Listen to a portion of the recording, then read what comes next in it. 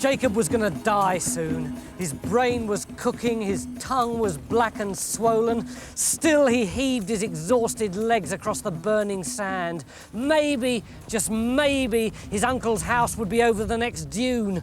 With one last desperate stagger, he made it to the top. And if he'd had an ounce of moisture left in his body, he'd have wept. Just sand, mile after mile of the stuff.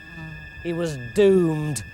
He pitched forward and began to roll. Down, down he went, crashing against rocks and scrubby bushes and the bleached bones of long-dead desert creatures until, bash! His head crashed against a massive solitary stone. Night fell, and still he lay there. Then blam! He woke with a start. Someone had switched on a huge searchlight, a massive beam of white light that burnt straight out of the heavens and rocketed right down to the sand.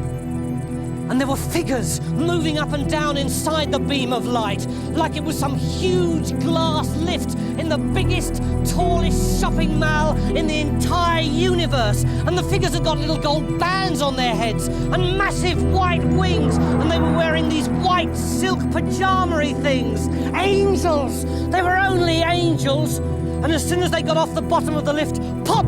They turned into ordinary people, shopkeepers and fishmongers and peanut sellers and things. And they started wandering off to do their shopkeeping and fishmongering and stuff.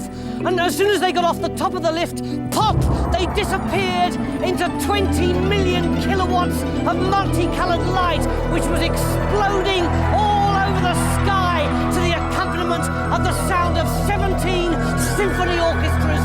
And although the noise was deafening, Jacob could still hear this still, calm, powerful voice, as clear as day, saying, "Jacob, I am the God of your tribe. If you worship me as your only God, you need have no fear, and you will become the leader of a great nation." Then, boom! The whole sky exploded into a trillion tiny dots of light, which hurtled away from him towards the far ends of the universe.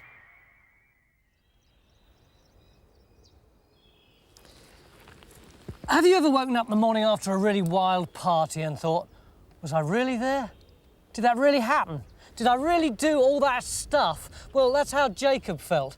But the weird thing was, he wasn't half dead anymore. He was feeling pretty all right, actually. He picked himself up, marched straight towards the horizon, and by lunchtime, he could see palm trees in the distance. Soon, he thought, really soon, I'll be among friends again.